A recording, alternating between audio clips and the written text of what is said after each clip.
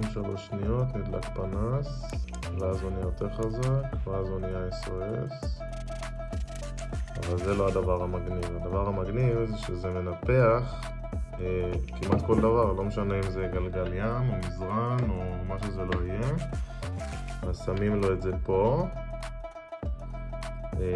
אם רוצים שהוא ישאר או ששמים את זה פה אם רוצים שהוא ינפח.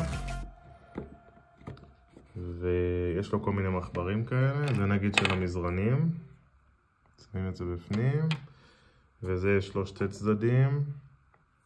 מנפח כל מיני דברים. וגם זה מגיע עם טעינה כזאת, USB-C מאוד נוח. הוראות בסינית שהייתי צריך לפענח. וכשמדליקים אז צריך ללחוץ 3 שניות כדי להדליק אותו.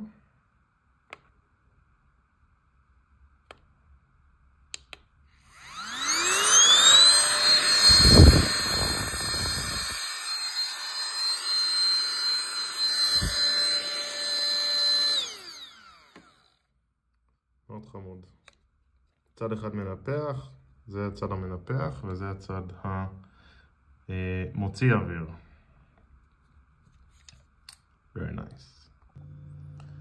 וגם כל האביזרים האלה אמנם מגיעים באיזושהי קופסה, אבל יש להם שקית כזאת חמודה. נשים את כל הדברים בפנים, שזה יכול להיות בתיק של הטיולים מן הסתם. שמים את כל החלקים, זה מאוד נוח. זה שוקל כלום, כן? מאוד חזק אבל, 280 ליטר בדקה, משהו כזה, זה מטורף.